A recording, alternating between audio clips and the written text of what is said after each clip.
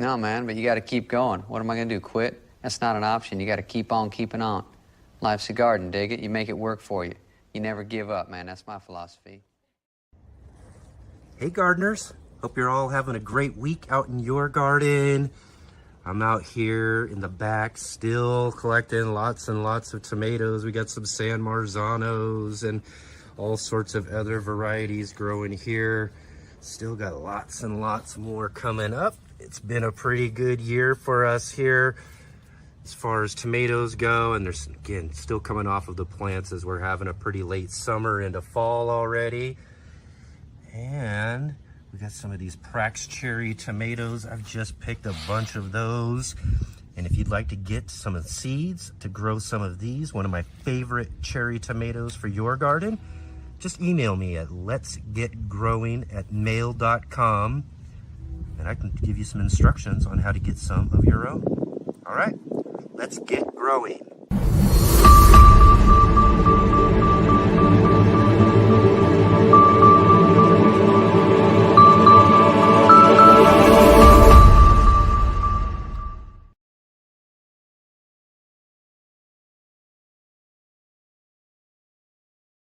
All right, all my passionate plant people and garden enthusiasts, welcome to the Let's Get Growing show here on the Urban Gardener channel. I'm Enoch. I'm your host today, and we've got a really, really awesome show for you today. I'm really excited about this today. We've got some really fun gardening music coming up here a little bit later on, as today we are featuring, returning actually.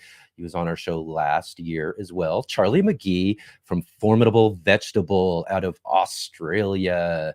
So we've got a lot of fun music, and he's going to play some music for us as well too a little bit later in the interview.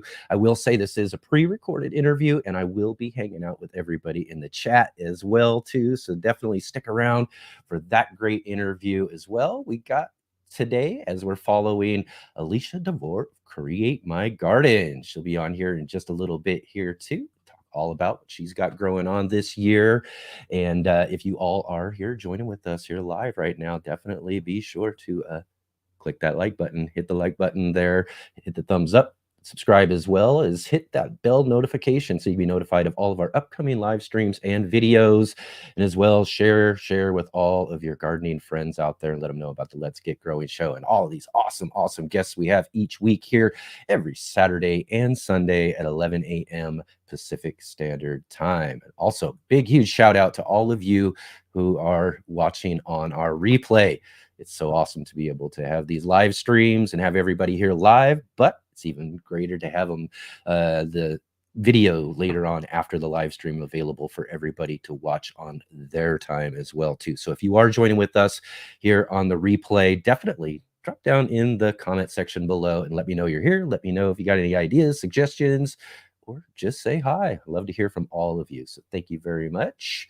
And if you do have any questions or comments, definitely join in with our live chat right now, and we just might feature it on the show. So definitely do that there. And let's see here who we got with us today joining on the show. Of course, we got to give a big, huge shout out to our facilitator, Jay Dixon, joining us from Midwestern Ontario, Canada. Jay will be dropping all sorts of great links and keeping the conversation rolling in the chat there. So definitely keep an eye out for those. And I just mentioned our guest today is from Australia. We also got with us, joining us as well from the future in Australia. We got Rick joining us here. Thank you, Rick. And Serena, awesome to have you back here with us again this week, Serena. Thank you so much. And let's see who else we got here. We got our moderator, Adam, joining with us as well, too. Adam, a little bit closer to home for me. He's just right down the road here in Central Point, Oregon. Thank you, Adam, for joining with us. Let's see, who else do we got here? Rob's Allotment Gardening joining us from the UK. Thank you, Rob. Awesome to see you again.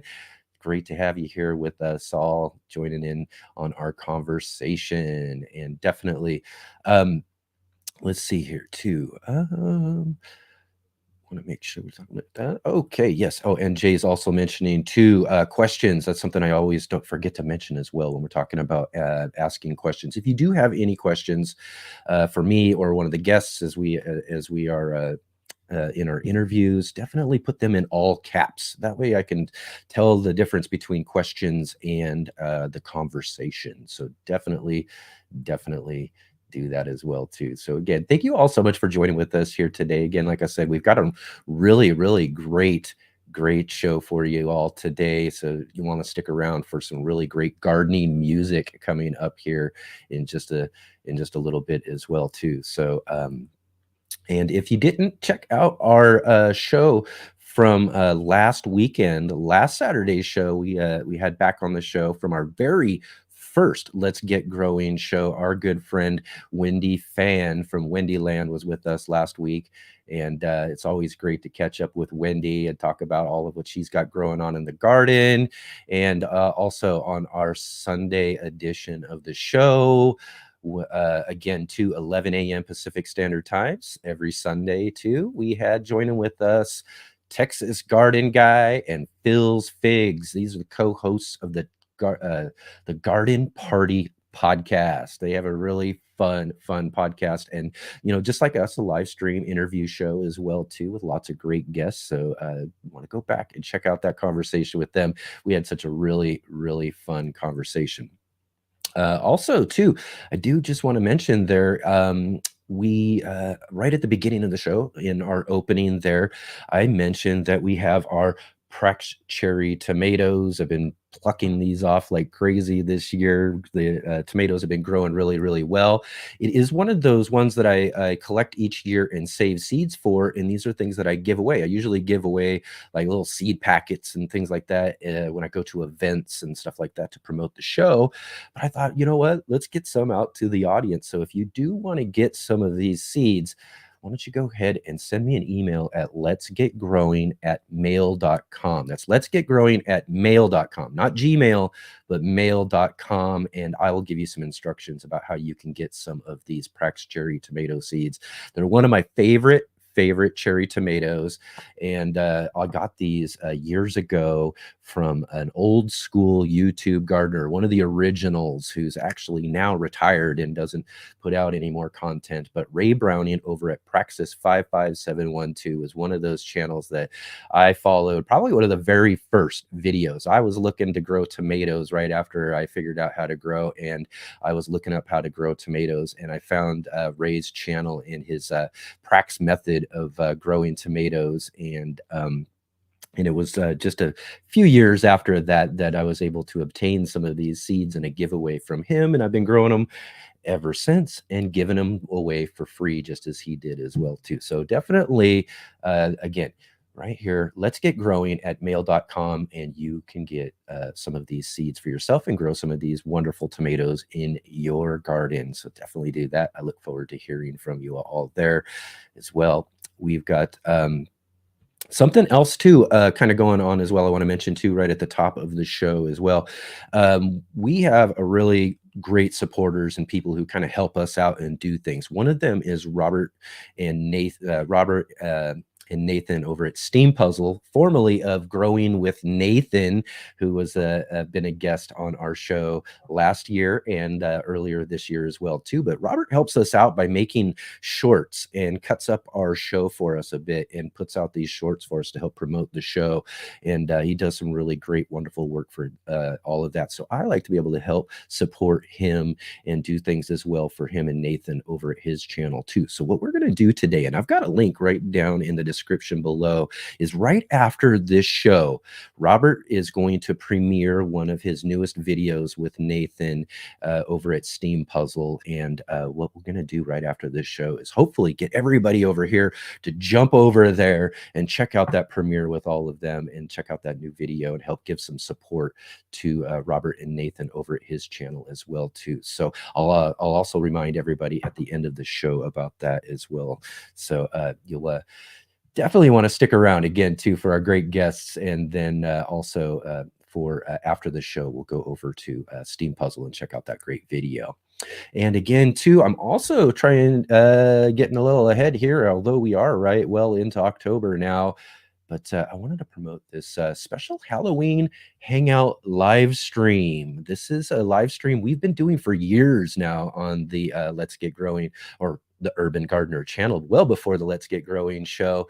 And what we do is each Halloween, while we're hanging out, handing out treats to all the neighborhood kids and all of that, we just get to sit and hang out and watch one of the original versions of the Little Shop of Horrors. I love the Little Shop of Horrors, and luckily for us, the original version is a non-copyrighted public domain movie, so that we all can actually play it and watch it here on our channel too. So we do that each and every year. It's kind of a traditional annual hangout, and it's going to be really fun. And we'll have a bunch of discussion before and after the movie. And then if y'all want to stick around for another show after the movie too, in our discussion, we will play a really cool, fun theatrical version of the Little Shop of Horrors, which is, again, one of my favorites. In fact, that was before I even saw the movie in the 80s, the one with Rick Moranis and Steve Martin and all of that. I had seen a theater version when I was a really young kid of the Little Shop of Horrors that was done by a local high school theater group, and it was probably one of those cool things. I mean, I loved the idea of theater and everything after I got to see this. And they did, it was in my memory, at least, it was just one of the big, amazing versions of Audrey the plant, and they just did such a really wonderful job with it. And I've seen many different versions ever since, because I just really kind of fell in love with that whole show and everything too. So definitely come and join with us again for our special Halloween hangout live stream on Halloween night, and that will start around 5 p.m. Pacific time and 8 p.m. Eastern for everybody else. And then again, we'll just have a fun hangout. It's always a great time for that as well too. So you'll definitely want to check that out. And again, let's see here. I make sure we're catching up with everybody. I think I saw Connie joining in with us there. Hi, Connie. Great to see you. Thanks for joining in with our show today. Again, we've got some really fun gardening music today. If everybody had a chance to check out Charlie Mgee when he was on the show last season, or if you haven't, you'll get to see him today. But they have a really fun band called Formidable Vegetable that makes all of this really great, fun kind of growing, gardening, permaculture music, and really, it's really great stuff. So we're going to play some music, and he will, during, again, like I said, during the interview, also play a few different songs for us. So definitely going to be some fun here in just a little bit. And like I mentioned too, it is a pre-recorded interview. We hung out with him just the other day because he's in Australia, and the time differences there. In fact, not just Australia, but he's all the way over on the west coast of Australia too. So he's way over there, and so we had to kind of set up a time for that fit for both of us, and get that interview recorded and everything too. So I hope you all stick around and really enjoy that. I will be hanging out in the comment section during that interview. And yeah, so again, too, hope everything's going great for all of you out there too. Hope your gardens are growing well. And you've gotten a lot, again, too, it's harvest season. And for me, actually, too, and I'm sure this is the case for a lot of people out there too, as I've been hearing, is that the weather is really warm, lasting right into October. I mean, how amazing is this? I love a good summer and all of that too, but it's kind of like something to see our summers extend all the way into October. And as far as I can tell with my weather outlook as well too, it's still stretching into mid-October. We're going to be looking at temperatures around 80 degrees, and that's just unheard of around here for us. So it's pretty crazy. For me, pretty cool. I mean, I love the good summer weather. I'm not much of a big fan of winter, having grown up and been around some very wintry places like Alaska and all that too. So I love some nice hot weather, but again, it's kind of stretching out what we're able to do and what we're able to grow in our gardens. Usually by now, I'm probably pulling off the last of my tomatoes, as I'm trying to get them out before we start seeing some of our first frosts and all of that. But we haven't had to do that, and I've got tons of tomatoes that are still ripening and still coming out of the garden. We got tons of peppers still, and eggplants that are actually still putting on new eggplants right now, which is kind of crazy again. But again, lots and lots of fun things growing on in the garden. Let me know all about what you got growing on in your garden as well in our chat there too. And again, lots of great things going on today for our show today. So you'll definitely want to stick around for all of that. And we will be right back here with our first guest here in just one moment.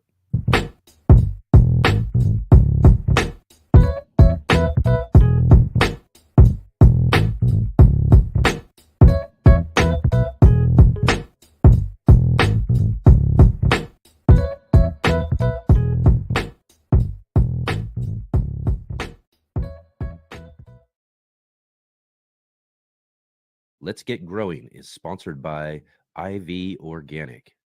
Hi, my name is Charles Mgee, biologist and plant expert with IV Organics, where we grow cool plants and author Saving the World with the Home Garden.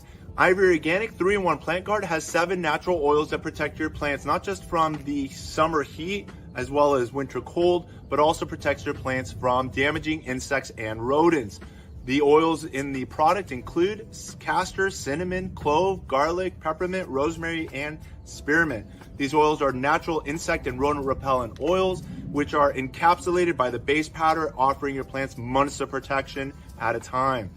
1 application per year will suffice for protection against damaging summer sunburn and winter sun scald, but if the target is pests, application as much as 2 to 3 times a year may be necessary.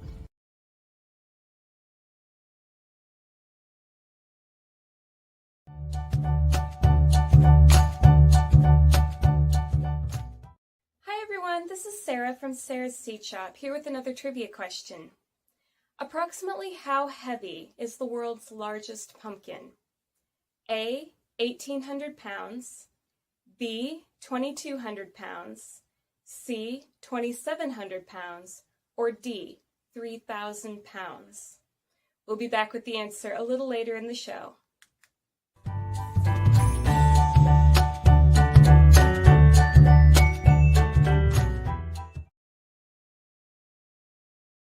All right, all right, all right. Do you got the answer to this week's trivia question from Sarah over at Sarah's Seed Shop? Definitely put that into our chat box there, and we'll get the answer here in just a little bit after our first interview, and then we'll have a little announcement about that answer as well too right afterwards. So without further ado, let's see who we're following this week. Are you following me? Are you following me, dude?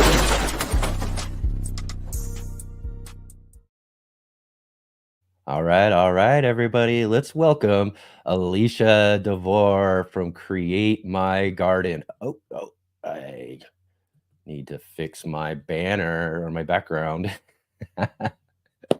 Oh, again, the fun of doing a live show. How you doing, Alicia? Thank you so much for joining with us today. Thanks for having me. I'm excited.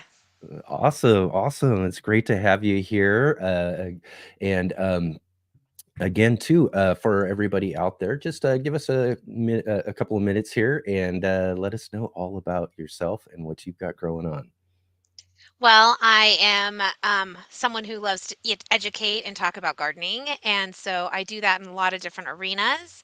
I have a website, createmygarden.net, and then I help individuals, I help groups of people in gardening.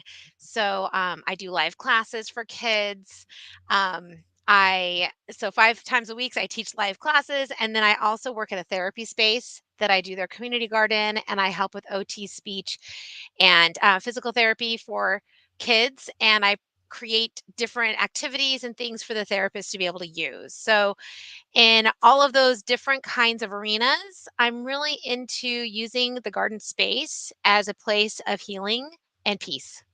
Oh man, I love that. Yeah, we talk a lot about that here on the show as well too, because I think that's one of the things that really, and I mentioned this too, I think that's one of the things that really seals the deal when it comes to gardening for folks is that, they get into it as a hobby or, try just trying to maybe even grow some food or something like that. And then down the road, they start finding, wait a minute, every time I'm having something going on in my life, I find myself escaping to my garden and finding, a little peace and serenity. Isn't that the truth? I mean, even outside yesterday, I have my autistic son outside. Hello, Rick. Nice to see you. Mhm. I have my autistic son who's 15. He's out holding the chickens. He's out talking to me Mm, because outside he's able to do so much more communication with me than being indoors. And then my husband's moving wood because we mm, live on a piece of property that we need. That's how we heat up our house. And so I could just sense my husband breathing yesterday in a way that was right. relaxed. And afterwards, I was out in the garden checking some fall stuff. And I'm like, did you notice your breath? Did you Yeah. notice your sense of self? And he's like, Mhm. yeah.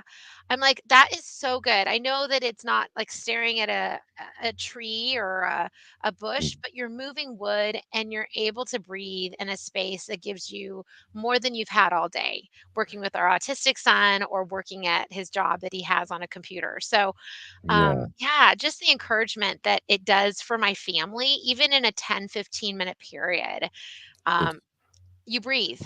Yeah, yeah, it's really amazing. I love to hike and all of that too, and, you find that when you're connecting with nature, these are the sort of things that happen. It's like it was meant to be that way, right? Yeah. No, it And was totally. and It was and, totally. besides, nature can be a ways away for a lot of us. You have to Yeah. drive out somewhere, go somewhere in order to do that. Or even if you're just doing a walk through a park, you gotta walk down the neighborhood to go to the park or something. But your garden is something that can be Right there. right outside the door. And that's where I first started was I first lived originally in Los Angeles, and Yeah. I didn't move to Northern California to the foothills to a little piece of property until 8 years ago. And so when we lived in Los Angeles for 20 years, my oldest son at the time was 10, and he was like, "Mommy, I was homeschooling, we were fostering, we were adopting. It was a really hard period of time. And my oldest son, who was just so compliant, looked at me and said, Mommy, can I please have a garden? And I'm like, honey, mommy loves you so much. I Yeah. kill everything green. And I don't kill kids, but I kill everything green. So Right. I just don't know how we can do this. But looking at his face, Yeah. I knew I needed to give him something more than being in the house with all the crazy. So my husband built a couple beds and we started in that first garden in Los Angeles. I mean, you Yeah. can grow anything anywhere in Los Anywhere. Angeles. Yes. Um, you can't All grow as much. year too. Yeah, all year. Like, I had no idea how good I had it, Yeah.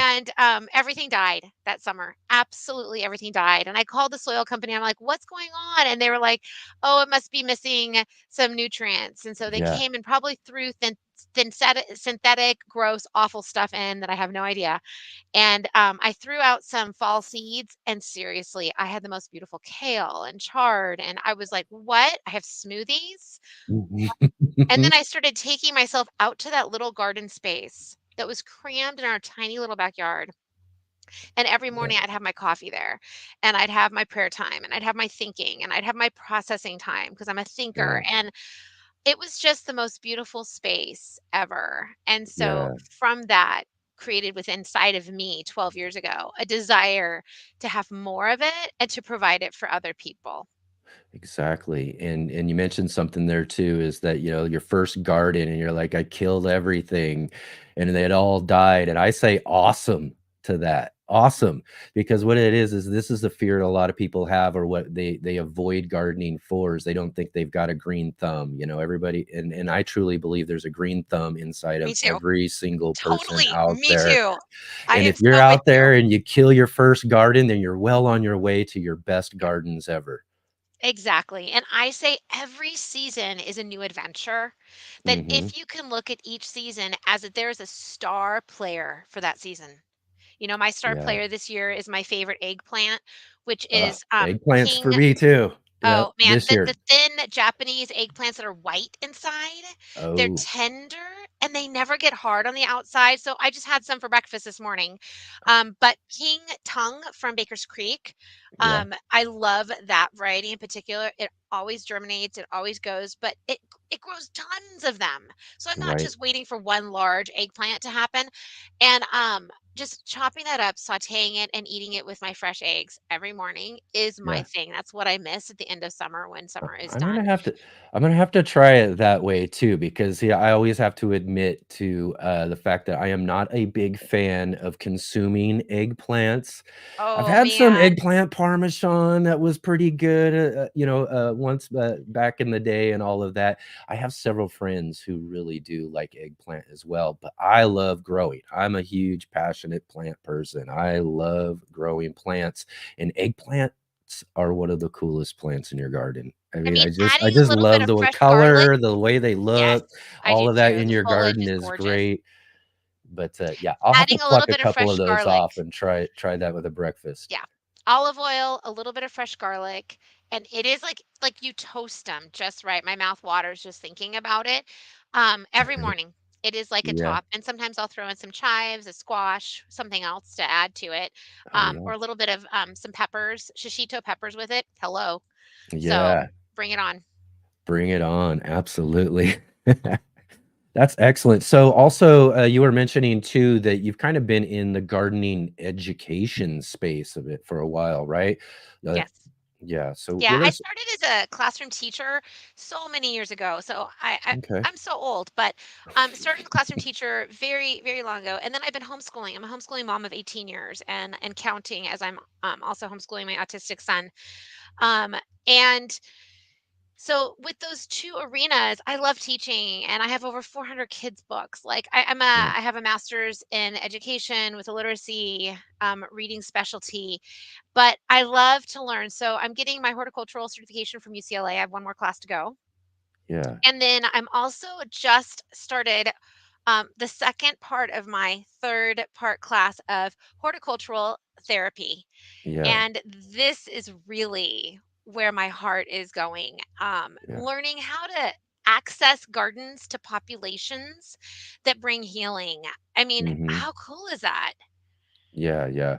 It really is. It really is. And again, too, something I like to focus on, and we're going to do probably some more shows here in the not too distant future, kind of focusing just a little bit more about horticultural therapy and that sort of thing. And we'll definitely have to have you back on to talk a I little would bit love more it. about that for sure. I But would love it. again, coming back to kind of what we were talking before. It's really great to see how effective gardens can be, for so many different issues that we are dealing with. One of the ones that I really think is interesting in horticultural therapy is, you know, and I was reading about this a while back ago too, is also how people heal, like literally heal from like hospitals will really make gardens out of their hospitals so that people can go and be wheeled out there after surgeries and things like that, because it helps create a calming sense for them and all of that, and helps with healing and all of that. So gardens can be effective in that sort of way in so many ways we don't think of. So you can even think of it with vocational too, like Yeah. with prisons, helping people Yep. vocationally with special Exactly. needs. And as I think of my son being 15 and not able, he doesn't walk through doorways well. He stresses out with people. But if I can teach him how to look at someone, how to be a part of what someone else is saying, how to respond to someone outside in the garden, then he's going to have a much easier time of doing that when he does need to engage with people and hopefully potentially get a job in the future of being productive in his own way. Um, Gardening for therapy with people, oh, good. Gardening with therapy with people also is amazing because you can have for occupational therapy, or like you said, from hospital recovery, having a therapeutic program that says, okay, for the objective for this time. Our goal is to get you to be able to stand more so that when you go Mhm. home, you'll be able to stand more. Well, what's a better way of standing than planting a plant? So the Yeah. objective is let's go ahead and get a plant. You get to plant one plant a week for 10 minutes. And you have to Mhm. stand or you have support or something like that. And what are you doing? You're balancing, you're processing, you're thinking, you're kind of listening to your heart. You're going inside and then you're creating space for you to do something in a place that's very calming. I mean, how cool is that? So there are so Mhm. many different wonderful ways of bringing um, the horticultural aspect of healing into people's lives. So that's kind of where Yeah. I'm on fire right now. So Yeah. And yeah. and again, you mentioned also too, one of the ones that I've looked into and been thinking about as well. And I wanted to actually um, go and do a visit at one and do a video and talk with somebody about prison gardens. I find that Hmm. to be really fascinating about how that can be a rehabilitative, you know, um, activity for folks who are on the inside. But Yeah. not just that as well too, if you take it even to another step is, before, young folks are getting Yeah. inside of Yeah. prisons, is Yeah. also gardening programs that work for people who are at risk in cities and Yeah. things like that as well Absolutely. too, is Think another. foster care. Mhm. Yeah. I mean, And that there's is a form of huge. therapy if we really Oh, think yeah. about it, right? Yeah. Because what you're doing with your gardening too is, I mean, every uh, as I go into this program and as I work to become a therapist in this, I mean, it's going to take me a couple more years of really hard work, right? Because you have to be a therapeutic Mhm. gardener, um, horticultural therapeutic gardener. You have a lot of hours, and you have to work with someone, and you have to be. I mean, it's a Yeah. very distinguished thing that you have to work hard towards. And once you are set in a space that you can actually give back to people, Mhm. then you look at what you can provide in those programs. And something you can provide is talking, thinking, memories, Yeah. different smells, sensory, um, activities, learning how to do it, vocational. I'm just listing a few. Yeah. Besides the physical benefits that happen. So looking at each different population and saying, what can I provide in this therapeutic space to help and assist the people who are already helping this person or this group of people? How Yeah. can I assist and be a part of their goals to Mhm. make it happen using horticulture? Yeah, yeah, and, also too, another one, this is a story I've shared before too, and I can't remember really what it was, but my aunt was my oldest aunt, my father's, oldest sister, in her adulthood, developed some sort of, issue mentally, and I can't remember exactly what it was, but she spent most of all of her adult life living in a home, and I never and again, I didn't get to see her for years, but I remember, when I was like, I don't know, maybe in my early 20s, my father came to visit, and we went out to go visit her, and, at this, facility she was at, and for one, she didn't want much to do with my dad, but she was all over me, and I just remember this, but one of the things that she really wanted to do, and out of everything was like, "Hey, come with me," and she took me out to the back to show me her garden she had out there. And Wow. you know what I mean? And she was just and I just remember her just showing me all of everything, pulling out a carrot, and giving me a carrot, and all of these What sort a of things, and memory. just showing me all of these different things that she was growing in this garden. So even for folks, too, who are dealing with issues that really kind of displace them from our real world in a sense, they can find connection to it through Yeah. growing and gardening. And I thought that was just Yeah. amazing as well, too.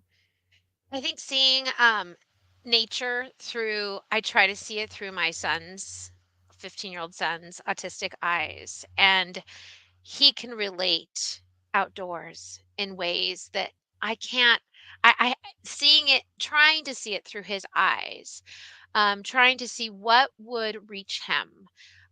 Something that first alerted me to someone who's not. When you said not in the real world, that's what Yeah, triggered me to talk yeah, about this. Is that yeah. I mean, in autism, we're always trying to bring we're always trying to bring our kids into a real world, right? And Yeah. I often think of autism really as a tree house. That Yeah. a lot of times kids go up into a tree house to disappear and to be in their own world. Yeah. And all the time we're saying, all the therapists and all the family and the friends are saying, come down the tree house and come engage in what we're doing. And Yeah. our poor kids are like, no, it's just too much. It's so much. It's so overwhelming. But if you join me in my tree house, then I'll be able to engage and maybe be able to work at coming down the stairs once in a while and feel safe. But if you Yeah. engage me in my treehouse, so if I can go to his treehouse, his favorite plant is a rosemary. Oh You yeah. know, when he was 4 years old, he was out in our tiny little backyard in Los Angeles. He was like rubbing the rosemary, and it was my first alert of how are plants affecting him. And so I just think it's really interesting that he was the first person in my life to say that plants can have this calming effect. And I started researching rosemary and I started realizing all the benefits rosemary has. I even have a YouTube on my YouTube channel at Create My Garden on that specific thing. That's like a 4-minute clip of rosemary Right. and what it does for my kid and why and how it helps and stuff. So just if anybody's interested in that, but just wanted to share that I want to be in his treehouse. I Yeah. wanna meet him I at love his it. need. It makes me, like, wanna cry. I wanna be where he's gonna be so that he Hmm. knows I'm on his team, and when he's ready to Yeah. come down, I'm gonna be the first person cheering him on. Yeah. Meet them where they're at. Mhm. Exactly, exactly. That's so great. And so you mentioned that you are you're studying for I'm not sure, is it a degree or what, but where It's a certification from the University of certification. Tennessee. There Okay. are different certifications for horticultural therapy, like, all over the country. There aren't many Hmm. people, and the thing that I wanna share is that it is not a recognized, um, job title in the United States, which is really Right. stinky. The Hmm. other thing is that insurances haven't had a chance to say this is something that we are going to back. So that's another stinky thing. So Yeah. there's so much research going on, continual research all the time, all across the country and in different parts of the world to solidify that horticultural therapy is needed and Yeah. does great things and should be something supported by our insurances and should be recognized as a real job title. So if nothing else, I would love to put that out there that if people have influence or experience or want to do more research, this is the area that our professor talks about every week. We need to get it Yeah. out there so that it can actually be used. Yeah, yeah, and it really makes sense, and people are already doing this sort of stuff. There's something like that. We need like to organize a congressional panel or something like that, or get this in front of lawmakers and people who are deciding this stuff. I'm not sure if it would actually be a Congress or if it would be a medical boards or that sort Right. of thing. But however that it has to happen, that would be a great way. And we should, like I said, I want to dig more into this for Yeah. sure in another discussion on the show down the road as well too. And maybe that's something we can really dig into and think about, is how can we organize something like this? How can we get some influence to people who can make decisions like that? Because I really truly believe, just as you do, from my own experience, from what it did for me. I mean, when I was just getting into gardening, again, it was just something I was doing as kind of a hobby for fun. I mean, I grew a Right. cucumber, my first cucumber, and was like, oh, wow, I could grow my own food. And so it was just kind of this fun thing for me. And then it was just within that next couple of years, I had some heavy things happen in my life. Really Mm, heavy things happen in my life, and I was really down and I was really bummed, most of my days. And every time I would go out in the garden to kind of do things, I would always find that I felt better. I felt better. I was seeing things differently, all of that after I spent time in the garden.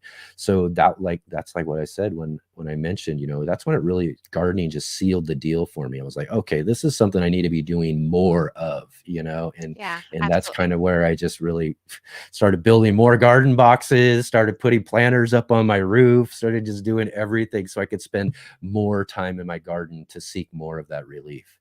Well, tell me if I'm wrong, but it was your soul that Yeah. was searching for something so much deeper that you couldn't Hmm. express it in words.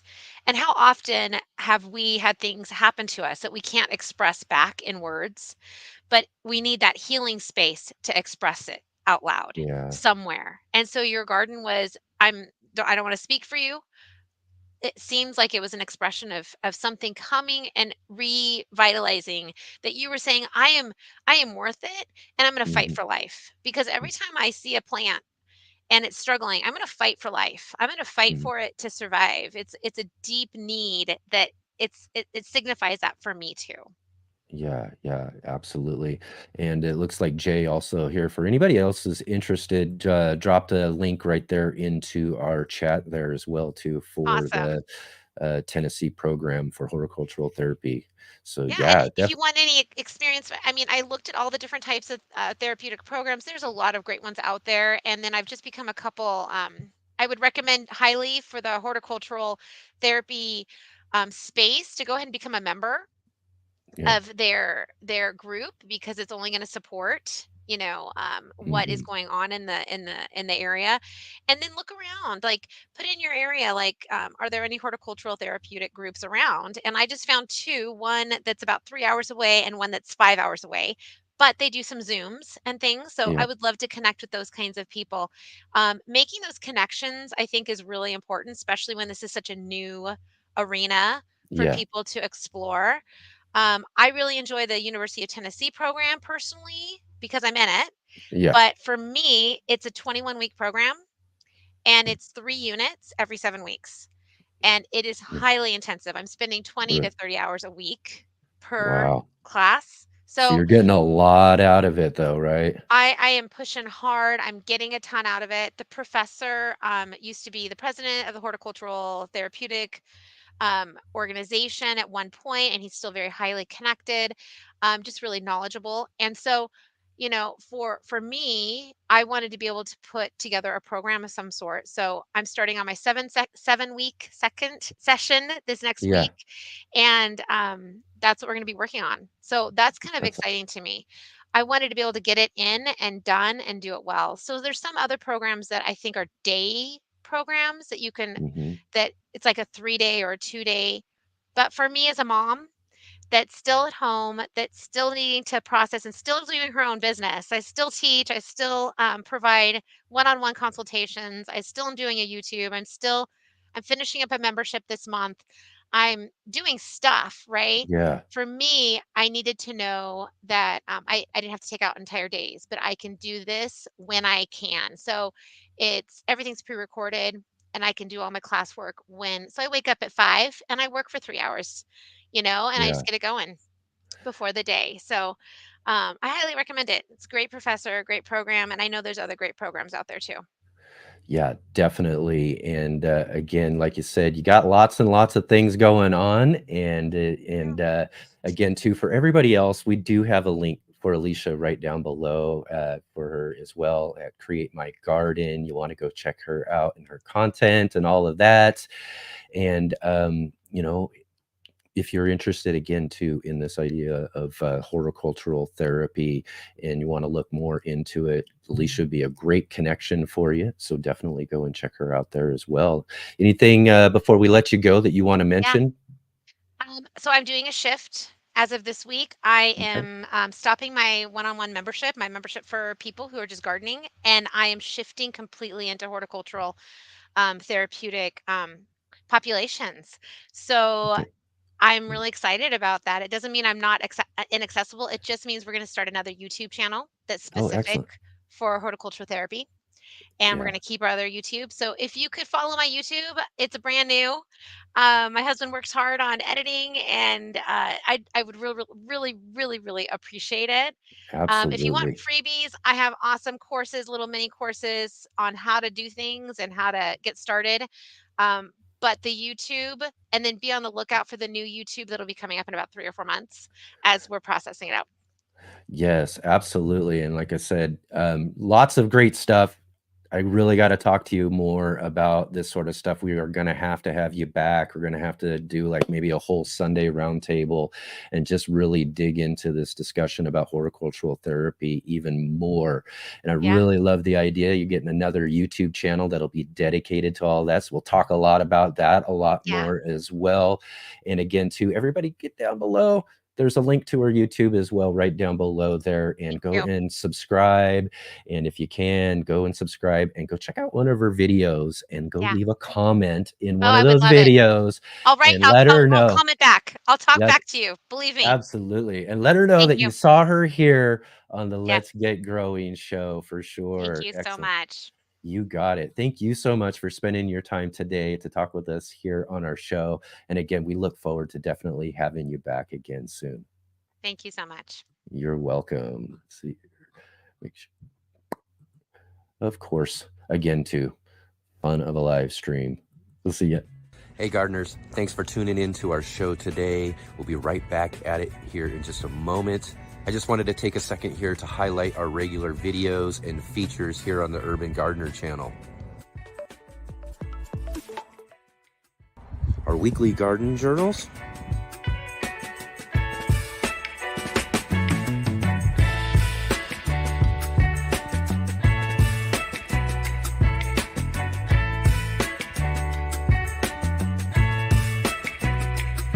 And our incredible featured visits.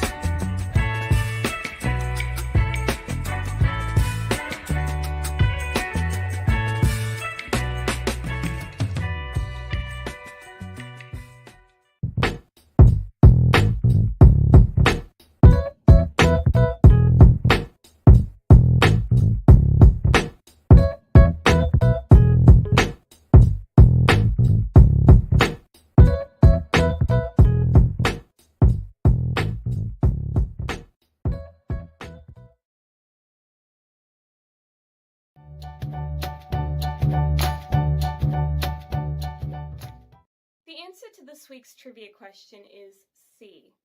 The largest pumpkin on record was grown by Travis Ginger in 2023. He entered this massive squash at the World Championship Pumpkin Weigh-Off in Half Moon Bay, California, where it weighed in at a whopping 2,749 pounds. Thanks for watching. Head over to Sarah's Seed Shop where you can find garden seeds at unbeatable prices. Enjoy the rest of the show and have a great day.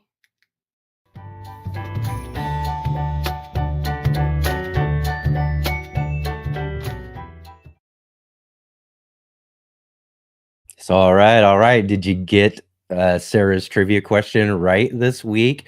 2,749 pounds grown by Travis Granger.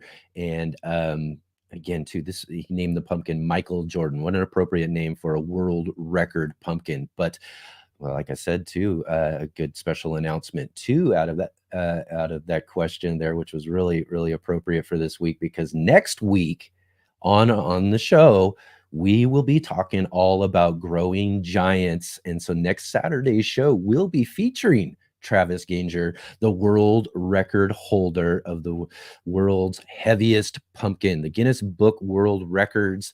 And also, too, I guess that pumpkin was also the world's largest jack-o'-lantern as well, too, because they had someone carve it up and all of that, too. So that's going to be a really fun conversation. We'll also have back with us as well, too, Cindy Tobeck. She's a world record master gardener, holder of a few different records as well, too, in growing giants. So just find that stuff so much fun.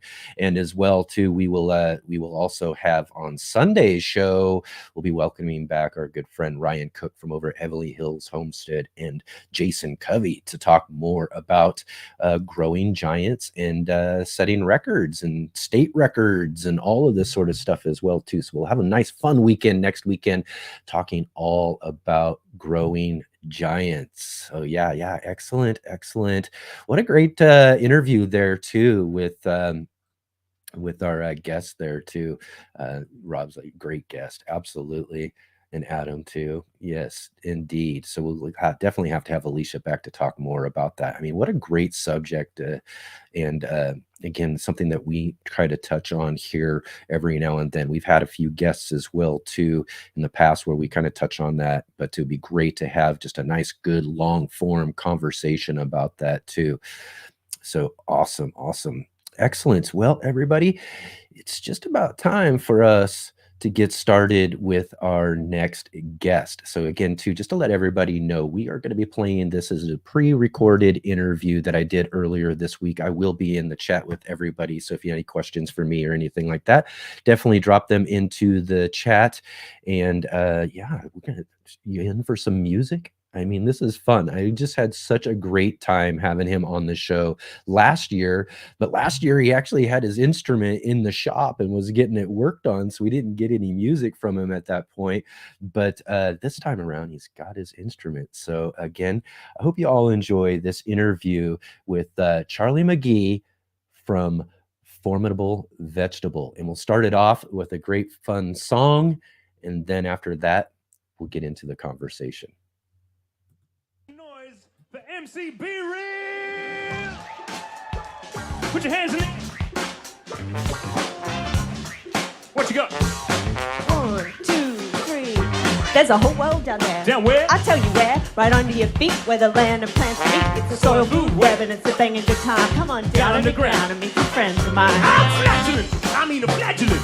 I got this whippy tail. Can you imagine it? I got a motion, promotion in the primordial ocean to get me swimming around. Now I'm smashing.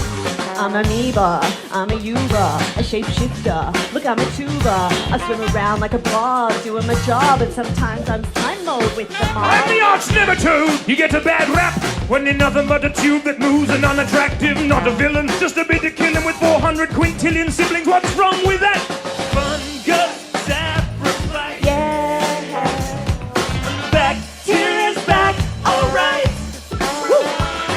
Baby eating and breathing and moving, dancing and creeping. It's like a party going on right under your nose. If you know some folks with a microscope, get them to show you the ropes. Sing it with me. Below. It's the soil, food, web.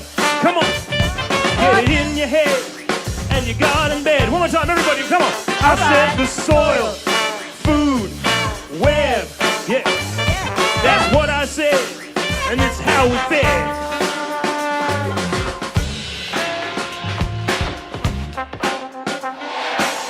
Take a ride on a nutrient cycle. It's always breaking down, but that's what it's like, yo. It's kind of the point. If it didn't real soon, we'd have junk piled up all the way to the moon. Don't let anyone tell you that compost ain't boss. Without it, life would stop. Like, actually. Cover the soil with mulch, shade, and plants and discover the joy of the one more time, everybody say soil, food, web. In your biggest voices. Get it in your head and your garden bed. One more time, you want to sing with me? Come on. The soil, food, web. Yeah. That's what I said, and it's how we fed. What do you reckon? Make some noise for MC Be Real. In the house, out of the house. Straight out of compost. Straight out of compost. When you might learn something, and that's what this is about for me. These are people that I admire. Please welcome my next guest.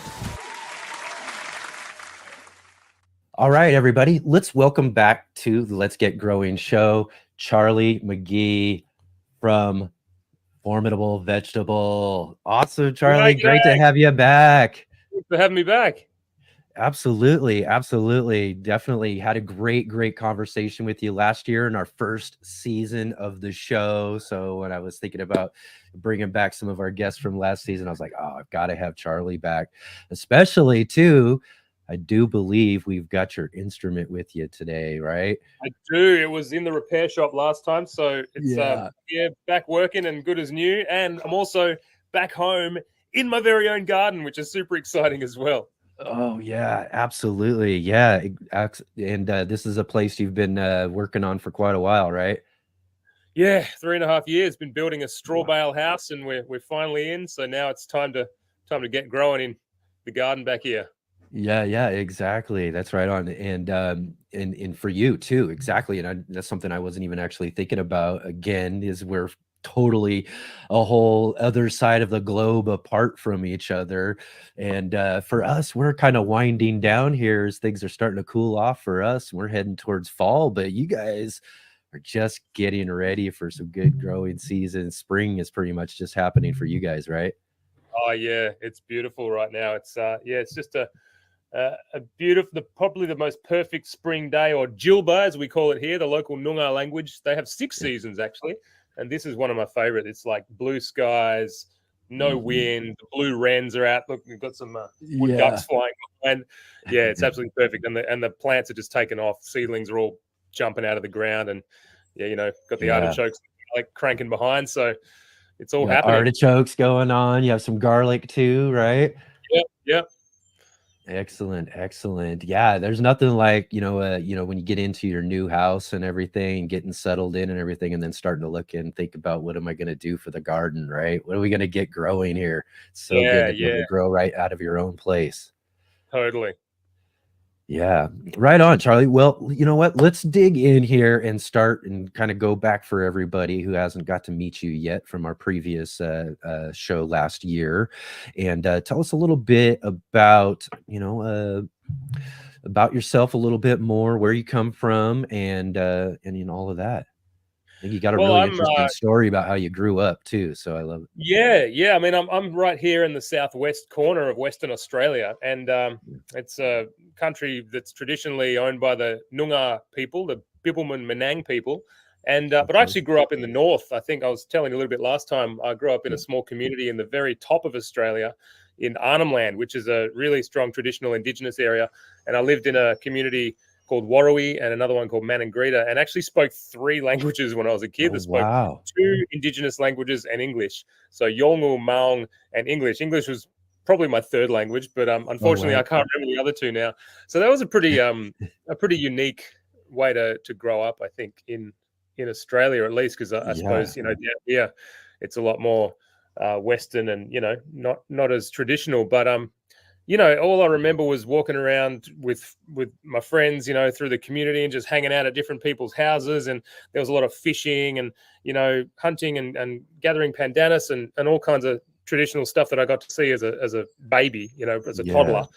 And then moving down here was a different story. It's very much kind of, Western gardens and farms and logging and things like that. So it was a bit of a contrast, let's say. Yeah. But later on, after I left school, I discovered permaculture, which is, it's a way to kind of think differently about designing for the future. It's not just about gardening. Some people think it's all about gardening, and there is a huge element of gardening in it, because if we can grow our own food, in relationship with nature, then we can sustain ourselves and we can sustain the planet. But it comes from 2 words: permanent agriculture, and then more recently it's sort of blended into mean permanent culture, because if you have permanent agriculture, then you can have permanent culture, because you can feed yourself and your community. So that was really, I think it really resonated with me, because my dad was into it. And I remember flipping through the books by Bill Mollison on the kitchen table when I was a kid and being like, oh wow, these are cool looking chicken yards and cool little garden ideas and trellises over a duck pond. Like, what's that all about? And then when I went to study it in my 20s, I just thought, wow, this makes so much sense. We can grow food and interact with nature in a way that's beneficial rather than, damaging to the environment. Because I think, there's this real common sort of narrative that humans are bad and all we do is damage the world and kill the place we live. But permaculture is a friend of mine, an Indigenous friend of mine, actually described it as being kind of like a bridge between, cultures that have lost those traditional ties to the land. And you know, like, you know, my ancestors aren't from this country. They're from Scotland and Wales and England and Ireland. And, Right. you know, so people that come from another land and lost their ancestral ties, you know, it's a bridge to kind of learn ways to get back to connecting with the land and with country, which is what people call the land, you know, country with a capital C. It's not just the land. Country is everything. You know, country is the sky, the air, the trees, the animals, the birds, the people, and it's life, you know. And what we realize is that we need life to live. Like, it's a pretty basic concept. But I guess, you know, there's been a big disconnect, I think, which is what I sort of started getting an inkling of, you know, in living in the city and growing up. You know, when I left the country, I moved to the city for a bit and went to university, and I was like, man, there's so much waste here. And, you know, why do people go to the supermarket to buy all their food when we could grow it? And why, you know, none of this makes sense. Maybe because I had a bit of that background growing up. But then, you know, you were fortunate. It was just a little bit of a connection to that, to right? kind of help. What was it really that kind of, you know, you said you were like in your 20s, you know, you were young enough, you know, there. What was it that really kind of inspired you to kind of really look into permaculture in this, you know, in these sort of connections? Well, yeah, like I said, I kind of grew up around it, and, you know, my dad always had veggie gardens, and we had a composting toilet, and I've got a song about that, but that's another story. So I kind of, you know, it was sort of normalized when I was growing up. But then when I moved to the city, I suppose I didn't really think about that. I was just excited to be up there with my friends and, you know, living the high life. Well, as much as a high life you can when you're a student, but right. But you know, like, I just started to notice things that were a bit different to what I was used to, like the amount of waste and the amount of, I guess, processed food, and just, you know, I couldn't get clean water to drink, you know, except from the tap, which was chlorinated, and we used to have rainwater down south. So I thought, wow, this is not what I'm used to. Yeah. And it actually took it. It was one moment when I was staying with my sister, where I found an old sweet potato in her cupboard, and it had sprouted. I don't know if you've seen a sweet potato sprouting, but like, it was a shriveled up little yam, and then it had this little tendril coming out and this tiny little love heart shaped leaf on it, you know, like sweet potatoes. Oh, yeah, exactly. And I just saw this thing, and it just clicked. I was like, I could plant this. And I went out and I put it in the ground, and then a few months later, you know, we had sweet potato climbing up the back fence and just, you know, taking over the backyard. And I dug it up a couple of months later, and we had a barrow load of sweet potatoes. And I just had this quantum leap, you know, like, I grew a thing. Yeah. And I'd always been around that, but I'd never taken the initiative to just try and plant my own things. And then I got obsessed with seedlings. I started planting everything, you know, just like everything that I love it. And then it went on from there. So I went and studied permaculture, and that sort of tied it all together. But ironically, it didn't lead me to be a full-time gardener. It led me back to being a musician, which was what I was doing before. So instead of, you know, I didn't really have land or a place of my own. So I just took my instrument and started writing songs about it. And only now I've come around to being able to actually do it in real life. So, you know, it's been quite the cycle. Yeah, because you said that. So yeah, of course, you grew up. Your dad had this really natural way of living and all of that. But I'm supposed as a kid, most kids just kind of resist that maybe a little bit. So that's kind of the thing is that you get it now. You're getting out on your own, and you're starting to see how the world's really kind of interacting besides what you knew. And then it's like, wait a minute, hold up, what's going on here? Oh, look, emptying a composting toilet when you're 13 years old is not the thing you want to be doing with your life. But now that I appreciate the cycles of recycling in nature, I'm all about it. Yeah. So then you find that you were really fortunate to have gotten to grow up that way. Because for myself, you know, I didn't really realize a lot of stuff and things like in that sort of sense till much later in life, you know, and especially even growing. You know, I had that I had that kind of moment the same as you, you know, where you know, my daughter was already, you know, 14, 15 years old, and you know, and I'd grown plants, as you can tell. I've grown house plants for, you know, for most of my life. But I had a friend give me a cucumber plant because I had all of these plants. And he's like, oh, yeah, I figured you know what to do with this. I don't know where he got it, but he gave it to me. And I put that out on a balcony in this apartment I lived in, and it took over the balcony, grew all these cucumbers. And it, you know, and fortunately it was cucumbers too, which was my daughter's favorite thing, you know. So we're sitting here eating these cucumbers with each other. Yeah. And I had that same moment. I was like, I grew this. I was telling her, I was like, can you believe that I actually grew this? And she's giving me the look like, you really grew this? We didn't buy amazing, this at the you know, store. Kids eat food that they've grown or they've seen growing. They just want to, they're like, let me at it, you know? Whereas if you try and feed them vegetables, they're like, no, I don't want to eat that. But it's like, if they grew it or they know where it's come from, they'll be like, yeah, give it to me. Yeah. And she was also, you know, just as fascinated that I was able to grow it, that it was a plant that she could see right there out in the balcony and everything that we had been caring for and all of that. And then again, too, that was just like that mind blown. And from there, you know, years later, here I am, a complete garden nerd, you know, with my own garden talk show, you know, because of all of that. So it's really kind of, you know, funny. It's really something where those sort of things lead us in our life, you know, when we and you know, I think it's really important. It's really important because, you know, communicating the magic of this stuff is just as important as doing it, because, you know, a lot of people don't necessarily find that little spark on their own. Or, you know, for me, it was planting a sweet potato, but then the permaculture course just kind of turbocharged it. And so my intention for writing songs about gardening and permaculture and composting and stuff was to just sort of like fast track that, whoa, really, you know, moment that people can have. So, you know, my partner's an artist and she does illustrations about this stuff. So really communicating about it is as good as doing it. I think it's like a different kind of gardening. It's gardening ideas.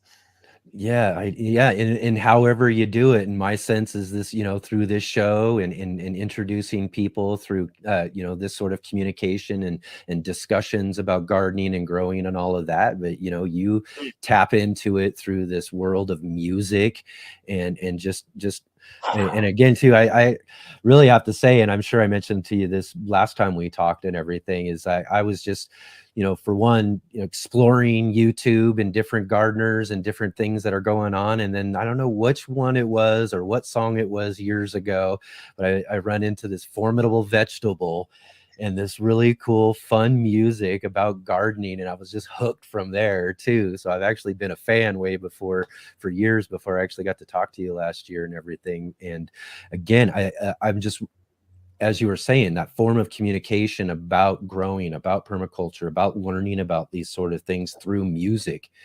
It's just I think that's just an incredible way of being able to communicate these sort of things. Well, you know, music's been one of the ways we communicate for millennia. You know, it probably predates writing and speaking, you know, like, you know, again, getting back to the cultures that live in this country, you know, Australia, the continent of Australia, was actually managed by music. You know, people had song lines that would communicate, you know, they're still there. They communicate across the entire continent through singing songs and passing songs to different, you know, different clans and different families. And it's just such a powerful medium, you know, because it's not just entertainment. And that's something that I learned in the permaculture course, is that music is a type of a pattern language that we can learn that really taps into something a lot deeper. And, you know, it's one of the oldest forms of human communication. So, yeah, I think it's really powerful. Right on. So do you got a song you like to play for us there today?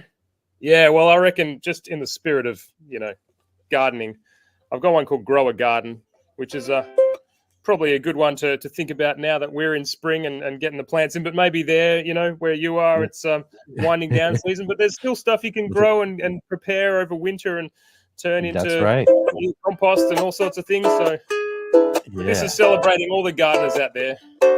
All right.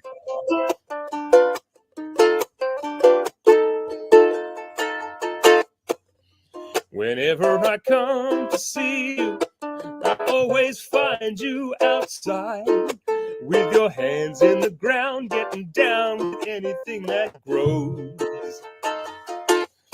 And all I want to do is join you in that morning sunshine.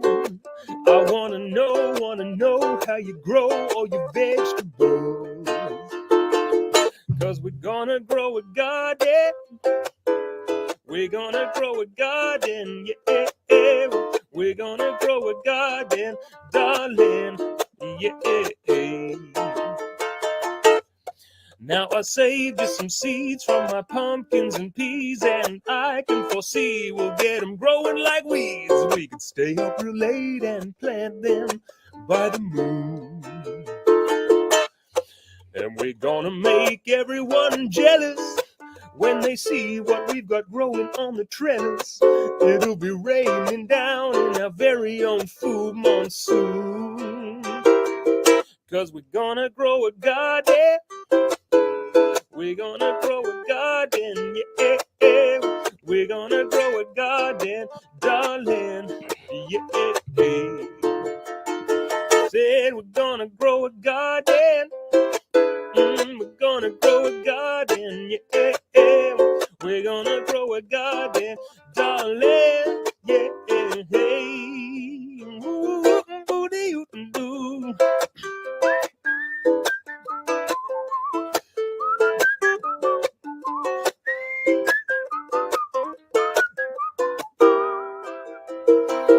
Well, when we made our beds, we gon' raise that veg and let the chickens out when they've laid their eggs, growing asparagus, spaghetti, squash, strawberries. Oh, we can eat so much from our garden. We're gonna grow a garden, yeah. We're gonna grow a garden, darling, yeah. We're gonna grow a garden. We're gonna grow that garden, yeah. We're gonna grow a garden, darling, yeah. Shoo-ba-doo-boo-doo.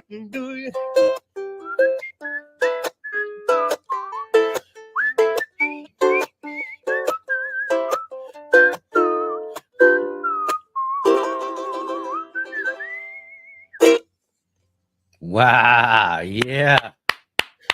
Right on, Charlie. Excellent. Excellent. I Thank love you. that song, man. That's great. Garden Yeah. anthem. The Everyone garden needs a garden. anthem. That's right. That's right. I love it. That's so great. I hope everybody else enjoyed that too. I just really, really fun. And again, too, talking about, communicating, growing and all of this through music is just so amazing. It's fun to kind of just jam out and groove out to some really fun music and especially talking about a garden. So when did music enter your life though? You've had a long history with the, growing food and all of that you grew up with and everything. Was that something that happened when you were younger as well? Well, as well as being, permaculturist, my parents, or my dad was a music teacher, and my mum was a jazz singer. So I kind of had it on both sides. They actually had a band for a while together, but then they both sort of would play music and do that kind of constantly. And so I was sort of just surrounded by it, I guess, that immersion therapy where I just would go to sleep at night to bands rehearsing and, mostly jazz bands and things. But, also Beatles covers and 60s, 70s rock, like just a whole bunch. And then I started learning piano when I was 7 and then later saxophone. And then I rebelled as a teenager and I became a drummer. My dad was like, no, I failed as a parent. My son's a drummer. But then I picked up a ukulele about 15 years ago because the drum kit was just too heavy to lug around. So, I was into traveling. I thought, well, what's the most portable instrument? Either a harmonica or a ukulele. So I chose the uke and I just haven't put it down since. It's just, they're so portable and great. They're like the least offensive thing that can be made of wood. Right, huh?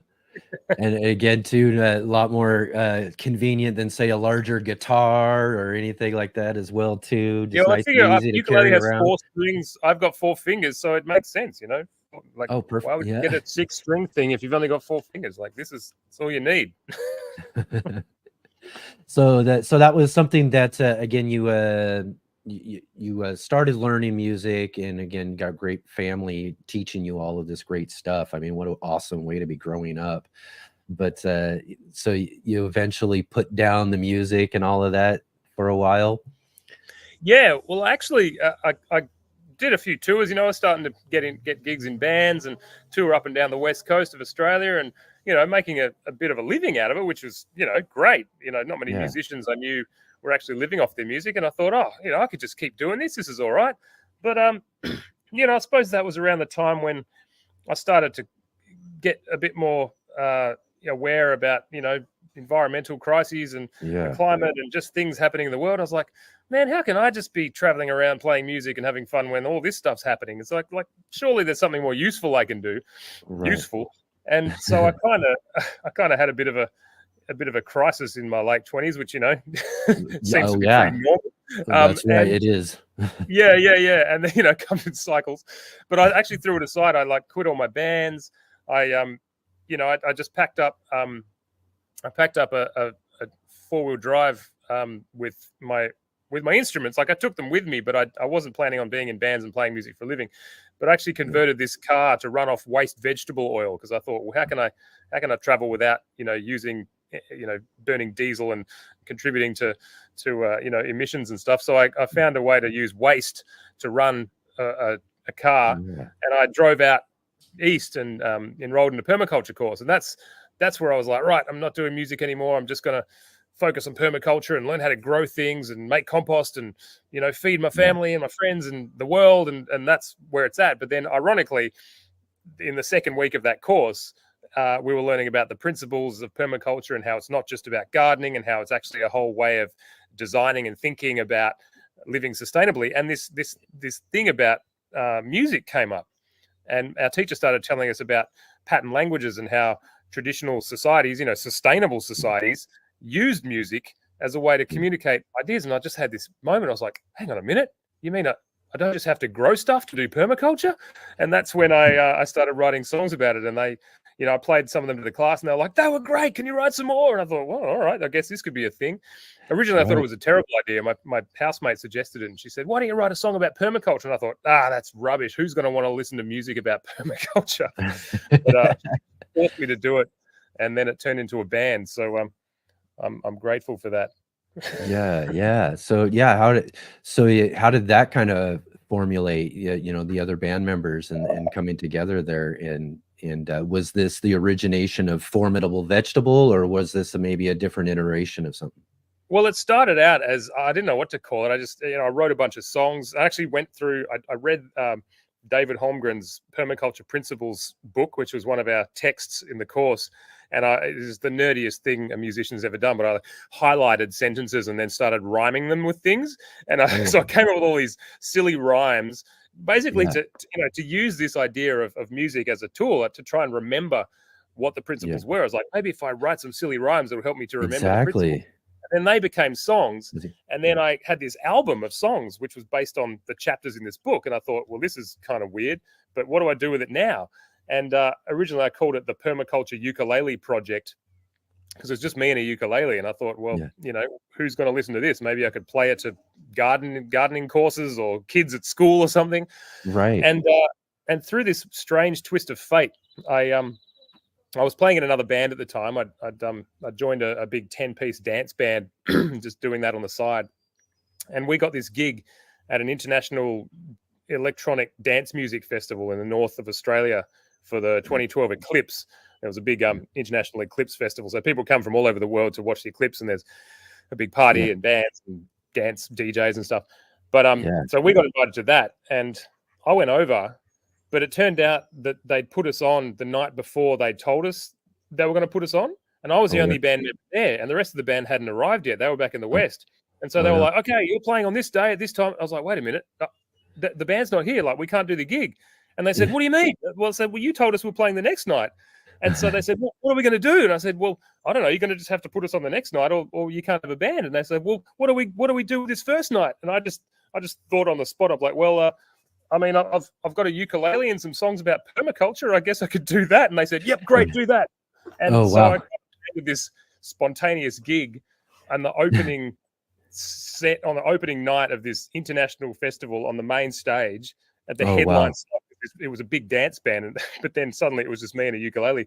And I was like, crap, what am I going to do? Like, how do I entertain a crowd of thousands with just a ukulele and some songs about permaculture? So I actually ran around the artist camping area at this festival trying to find any musician I could find. And I managed to wrangle a DJ, a violin player, a keyboard player, and like maybe a couple of people on vocals. And I was like, meet me at the backstage at 8 p.m. No time to explain. And they all rocked up. What are we doing? I'm like, okay, key of B minor, like I'll just yell out chords and they're like, okay. And we got on stage, and as we were getting on stage, the MC said, okay, cool, you're up. What are you called? And I was like, oh my God, we don't even have a name. It was because I was meant to be playing with this other band. And they were called Ensemble Formidable. So I was like, well, I've got to like pay homage to them because we're playing tomorrow night. I got to, I'll make something up. So I was like, Formidable Vegetable, that'll do. And she announces that, and it stuck. And so we played this first show completely off the cuff. Like, I had my songs and I had some tracks that I'd given to the DJ from the album that I'd been making. And, he added some electronic beats and made it sound like something that people at an electronic music festival could dance to. Right, there you go. Played along, just like improvised. And I gave the spiel about permaculture and gardening and what it was all about. And the crowd loved it. And it just went off. It was like such a great party. And I got off stage, and there were all these other international musicians and bands and agents and managers back there watching. And they were like, man, that was fantastic. Can you come and play at our festival? Can you come and play Glastonbury? Can you come play in the States? And I basically landed a world tour as I walked off stage. I was like, okay, it's not really a thing, but sure. And then imagine having it. I can't imagine the conversation with the band for your other band as they show up the next day. Yeah, well, that was a bit awkward because they all had full-time jobs. And the next night they came to play the gig, but then they had to go straight home again. They missed most of the festival. And I was like, look, so we've kind of been invited to play at Glastonbury, but can you make it? And they were like, nah, we're all full time. It's too expensive. So I was like, well, I might just go and do it myself. Is that cool? Right. And, sort of I left the band and went off and did my own thing. But yeah, it was a bit of a bizarre moment, really. It's kind of something you can't even make up. Yeah. So if there's other members of the band that have come along since then? Yeah, so I'd been working on this album separate to my other band, and I'd basically just hit up every musician that I knew who I was like, who's my dream member of this band? If I could have anyone in the band. And I emailed him. I was like, hey, person that I love, like, would you play a solo on my album? Yeah. And about half of them got back to me. And they said, sure. And they sent back all these tracks. A guy called Mal Webb, who's still in the band now, who I was a massive fan of for years, replied and said, yeah, I'll lay down some horns. And he sent like this 10-piece horn orchestra that he recorded on a bunch of tracks. I was like, whoa, man, I was just expecting like one note or something. But, they just went all out. And then somehow I just managed to keep in touch and say, hey, do you want to play with us at this show? Do you want to play with us at that show? And they were doing a bunch of international stuff. So I was like, hey, do you want to go to England? Do you want to go to the States? And it just sort of lined up. But it was kind of just a case of put it out there and see what happens. Because I don't know any love that. I love that. I mean, that's literally like how most of this show comes together. Even getting you here on the show too is I got this whole mess of a list of people I love watching their gardening content and really enjoy their personalities and how they share what they share and everything. And again too, I mean, I was like, I come up with the idea for this show. Here's a whole bunch of people I would love to have on the show. And I just started sending messages out last year and everything. And when most everyone on that list, replied back, hey, for sure, absolutely. Yeah. When do you do this? Some of the best including advice yourself. I got was, you don't ask, you don't get. That's exactly right. That's exactly right. Some guests you got to work a little bit harder for and all of that. But sure. for the most part, it's really something with sharing and communicating these sort of things that we're passionate about.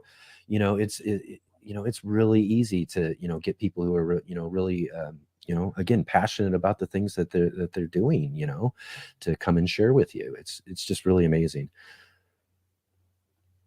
Yeah, I put it down to soil microbes. I reckon once you start getting into this stuff, the microbes kind of inoculate your brain, and you just can't help but get back, communicate with all the other gardeners and people who grow stuff, and get into the garden and turn some compost and plant some plants. It's just something's going on.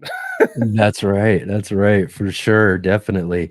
So then the band gets started there, and next thing you know, you're basically on a world tour and all of that. Tell us about how because eventually you probably end up in a studio somewhere, and you start putting together some of your first album. Well, interestingly, because Australia is so huge. I live in the west side, and my band lives on the east side. It's it's about almost the same distance as coast to coast in the States.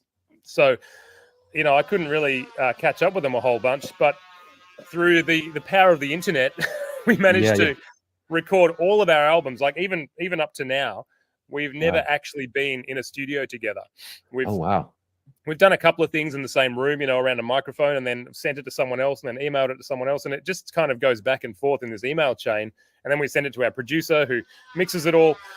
And it's kind of it was really weird the first time I did it. I remember sitting up, I was at a friend's place in the hills, up a mountain and just in the middle of the bush. And there was one bar of mobile reception, and I was downloading the horns for the album. I was like, this is so weird. Like, this is how people make music now.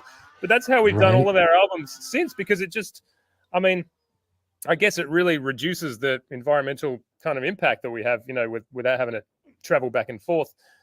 And also with the people who play live, when we do a live gig, I'll usually pick people from, local areas that I know. I think we're up to 42 members or something around the world. So, we can go anywhere and be like, oh, so-and-so lives here. Like, do you want to get up and play this or that instrument? And so we'll kind of piece together a band.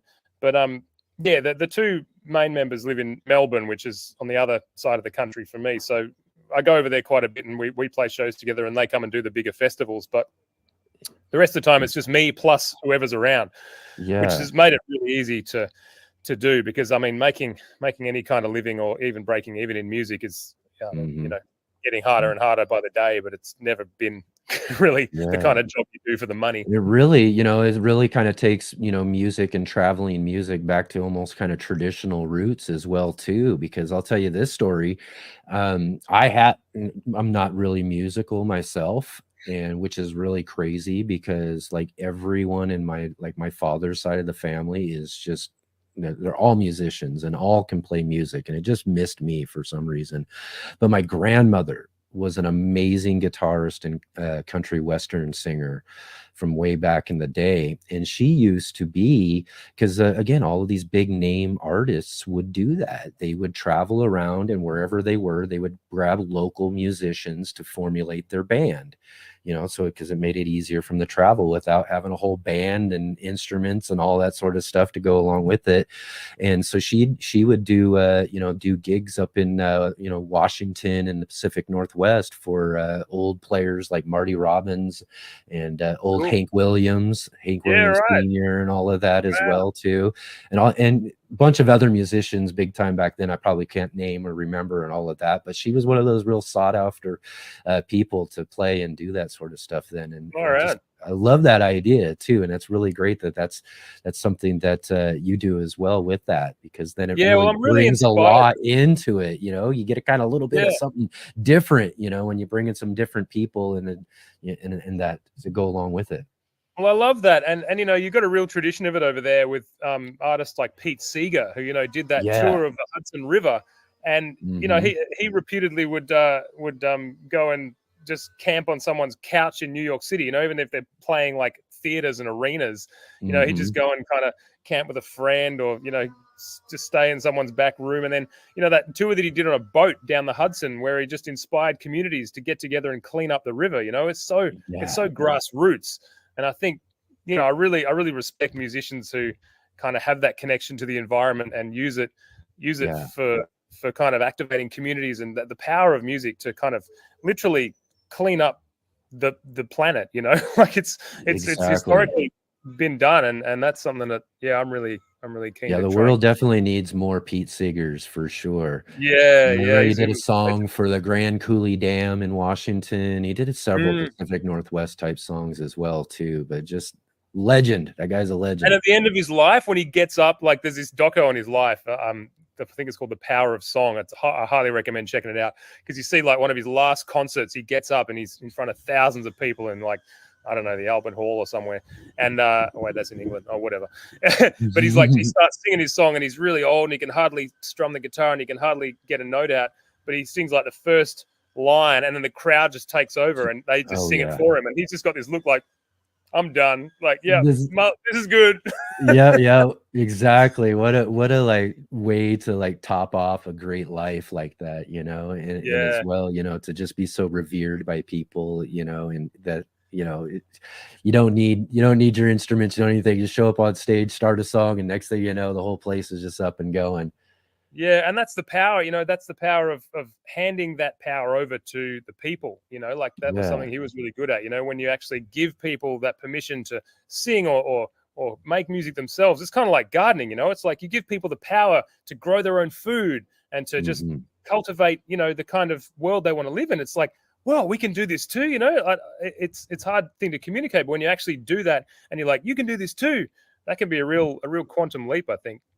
Yeah, just really amazing. So how many albums now since we got started? What was 2012? We're now 12 years in, right? Yeah, 7 albums now.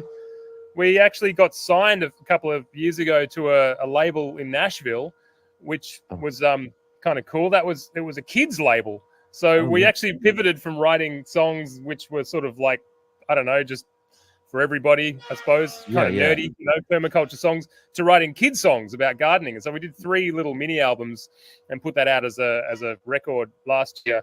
But yeah, you know, it's just just whatever kind of is inspiring me at the time, you know, to record. I'm thinking of doing a new one soon, but yeah, we're currently just about finished building this studio back here, which will be hopefully finished soon enough. But yeah, we'll see what comes out of that.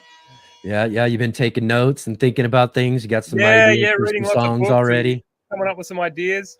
Yeah, and I love that too. And again, too, this is one of the things I think I really like about what you're doing, and as I was definitely looking into a lot of things last year and everything, is this idea of you're doing those kids songs and doing education and through music as well too. I mean, this stuff is important enough that we shouldn't be you know, discovering it in our 20s or 30s like myself. You know, what we really need to be doing is inspiring these next generations, and what better way than through music, right?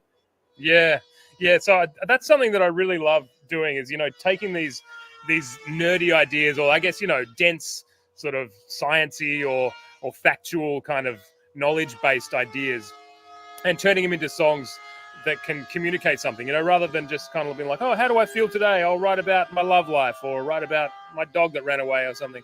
Sorry, you can probably hear the power tools going down there. Right. They're working away on.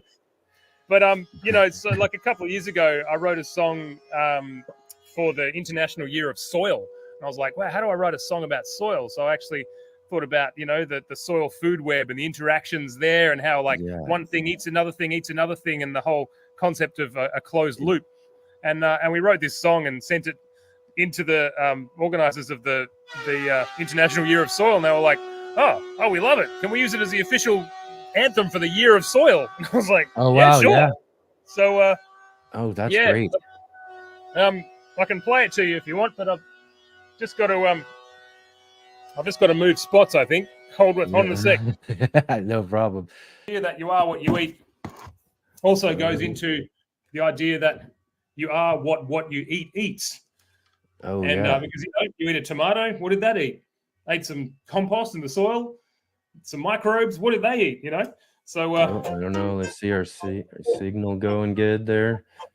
You can hear it all right. Yeah. There we go. All right.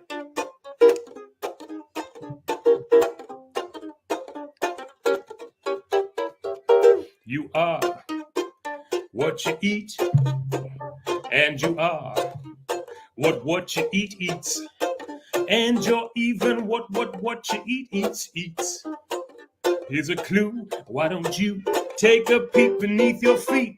Because if you want to know what you're made from, look at what you're made from's made from. Because the stuff that we're all made from is the same. Yeah, we goes from dust to dust. So you got to just trust that upper crust and maintain that good terrain from whence you came. We've been looking up. We've been messing around. We've been freaking out.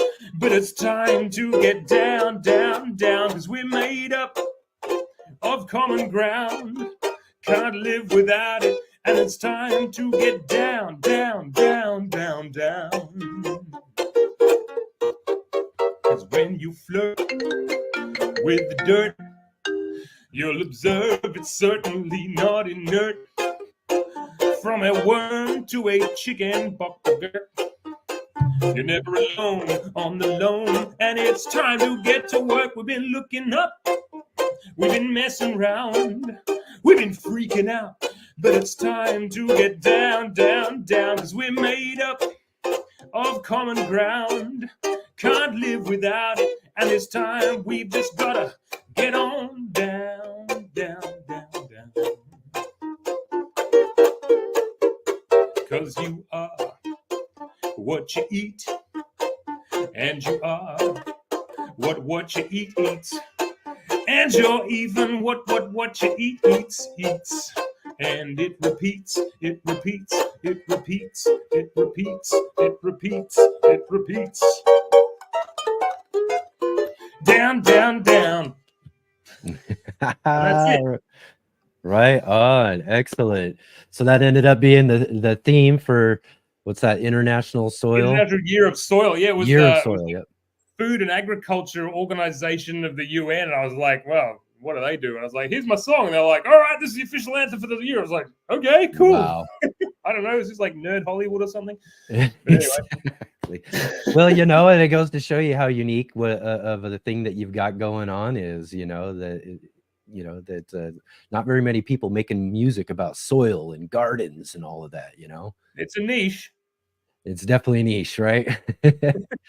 But again, too, it's really great. And like I said, like we were talking about there just before you started, you know, about utilizing that music even to teach the next generations and all of that too. You know, I'm sure you've got to perform in front of some kids, you know, and all of that. I'm sure that they love all of it as well, right?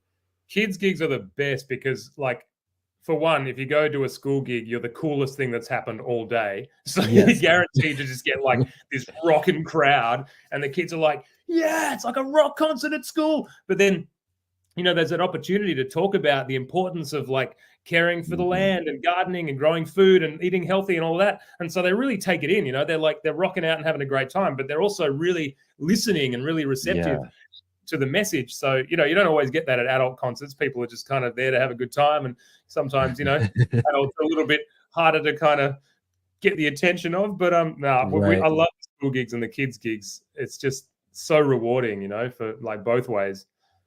Yeah, exactly. And like you said, making that connection and being able to get them to, you know, think about things a little bit differently, you know, through music is just really great. And you got some really fun songs. One of them, what was it? The My Dad's Dunny Doesn't Flush, right? Yes. Which song is that? Dunny is, it's a composting toilet. Exactly. I was going to say, we talked about it just a little bit ago. You grew up with it and all that. I think it's just, so you got those sort of things, and that's fun for kids. It's just a good way to just draw them right in. Yeah. Humor is a great way as well to talk about, you know, serious topics or slightly complicated topics. Because if you get people laughing, they're like, this is great, you know, whatever. It's not such a big deal. Like I do a lot of songs about climate change and about peak resources and about, you know, challenges that we have in the world. And I can do that through humor that even a kid, you know, won't feel overwhelmed by, because it's funny, you know, it's a silly thing, but there's a serious message underneath, you know, like a bit of a seed of like, maybe it's good to think about this. So, you know, that's a really powerful tool too. Right on. And yeah, I suppose we kind of touched on a little bit though, but you know, really you got your studio you're working on and all that. You've got your house and everything. You're growing some veggies, getting ready. We grew a house. Well, our friends grew a house out of straw. My partner and I have just finished building this straw bale house, and we're mates with some regenerative farmers who live just up the road in town here. And we said, hey, we want to build a straw bale house. Can you help us out? And the farmer said, yeah, no worries. I'll grow you a couple of acres of wheat. And so he grew us the bales for this house, and then you know, delivered them, and we built it, and then we rendered over it with clay from on site. But currently in the local bakery, we can buy a croissant or a loaf of bread made from the wheat from this house. So it's we can eat our house. You can eat your house. There you go. House. This is the straw house. of dreams. From what I've seen already, that seems like a really nice house for being a straw it looks like house. a loaf of bread. See? Yeah. That is great. That's great. And so yeah, you got all that stuff going on. So again, what's upcoming for you and Formidable Vegetable and all of that? Well, I'm actually gearing up to hit the road again next year. We're hoping to do another international tour, which is the first one since 2019. Because we actually quit flying for 7 years before it was cool.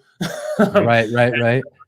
So yeah, I'm really excited to get back on the road and do a few festivals and things. We're actually touring. We're going to Rome next week with an Indigenous band from the northwest of Australia here to the World Food Forum, which is, they're talking about Indigenous food systems and the ways that traditional people kind of have done their food.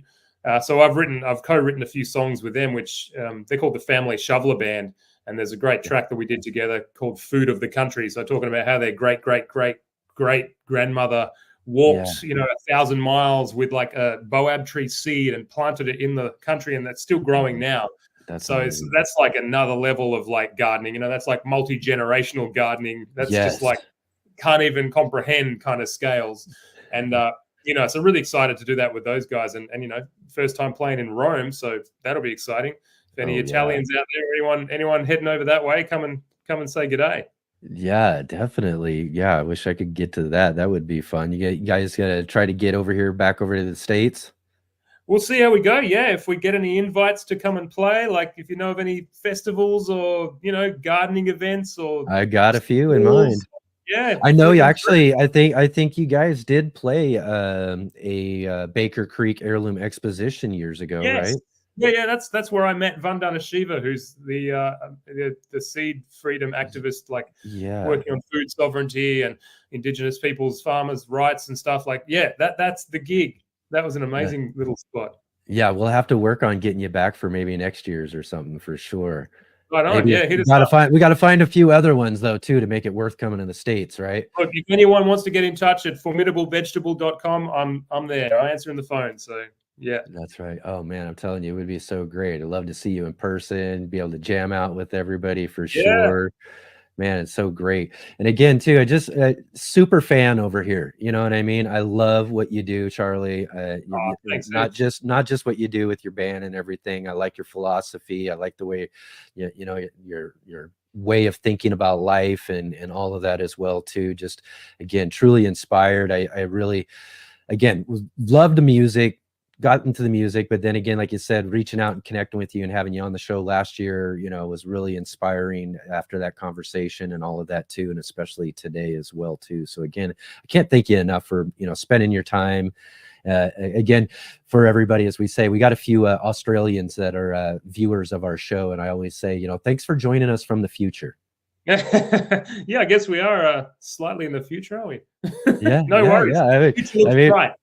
Exactly. For us, as everybody's watching this, actually, it'll be a Saturday. So for you, that's a Sunday. So it's all good over here. Don't worry about anything. I am. Although I am jealous. The one thing is I might have to find a way and maybe find a room or something there at your place or something like that, and fulfill my dream of chasing summers someday. Because I would love to finish up a summer like right now. Like right now would be a perfect time to hike it on over to where you're at and spend a summer springtime there. Is beautiful. Summer over here is getting a little bit full on. I wouldn't come over in summer because that's the same for us. Fire. So it's the same for us. We're getting hot during our summer time. I think that's another point that being made by a lot of your music and stuff is the effect of climate change and the things that we're dealing with. Just got to grow those plants. Just got to keep on growing. Keep on cool shady trees, and grow your shade and exactly. I actually saw on that note, there's a picture which I wish I had it with me, but it's in one of the permaculture calendar pages of a bushfire affected area here in Australia where the entire forest, it's an aerial shot of the house and the entire forest around it is just burnt to a crisp, but there's a mulberry tree growing next to the house that is just verdant and green, and it saved the house because mulberries are so fire retardant. The flames came up to it and jumped the tree and the house, yes. and the entire rest of the place was just charred to a crisp. But goes to show the power of plants, man. Mulberries, figs, a fig tree saved our neighbor's house in the last bushfires we had. Yeah. So trees can save your life. That's right. That's right. That's what I always tell people too. When they just get started or they get a new home or anything, I'm always like, trees, first thing. Everybody Mulberries, asks me, what should I figs, be thinking about? Get eucalyptus. yourself some trees. And yeah, definitely around your house. Not eucalypts, though. Don't plant eucalypts. They explode. Oh, they explode, huh? Yeah. You want to watch out for those kind of trees then, for sure. Know what you're planting, I guess, is the point there when it comes down to it. But yeah, there's this very similar thing, for us here on the West Coast of the US where I'm at. I mean, we're just dealing with wildfires like crazy every single year. My valley I live in just fills up with smoke for at least a month and a half of the summertime that we get. At least it was a month and a half this year. But it seems like to be the new normal we're having to live with right now, and it's a real bummer. Yeah, but you got to just keep on focusing on what we can do, and I think teaching young people about resilience and growing stuff and regenerating the land and the planet is just like, it just makes it even more meaningful. It's like this is what to focus on. You can go down the other road of doom and gloom, and then where are you? So it's like, at least when you're growing stuff, there's hope. That's the act of doing stuff. I find a lot of hope in that. So we go through the same stuff here, and then we get back out in the garden, and it's like, oh, you know what? Let's just do this. Man, it's just amazing what a relief a garden can do when it comes to most anything going on in your life that either bringing you down or and all of that. It's just gardens are just amazing. Yeah. Agree. All right, Charlie, man. Again, too, I can't thank you enough for spending your time here to hang out with us today, and also to get to hear a couple of live songs from you here as well, too. It's just really awesome, and really best of luck to you on all of your future endeavors. I really hope for big more success, so we can get you all over the world and get this message of growing and permaculture and what you do through your music out to everybody. Yeah, well, we've got heaps of recorded music too, so head over to formidablevegetable.com and check out our records. You can download them or stream them or whatever. And thanks so much for having me. It's been great. Absolutely. Yeah. And like Charlie said, I've got links right down below for Formidable Vegetable. You can go and check them out there as well too. Go grab some of their albums and put them on your radio or music player or whatever sort you have, and jam out to some really fun garden music. Awesome. Catch you later, Charlie. All right. See you.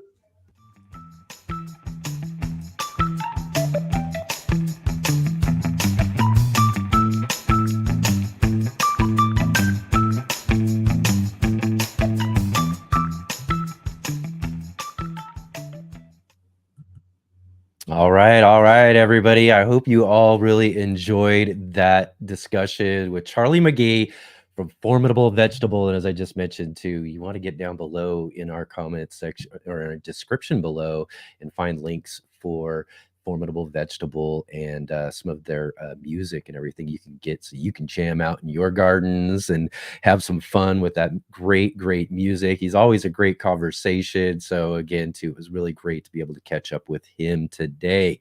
And also too, again, I also want to mention to everybody, as I mentioned at the very beginning of the show too, we opened up with our cherry tomatoes. I'm offering cherry tomato seeds, Prax cherry tomato seeds.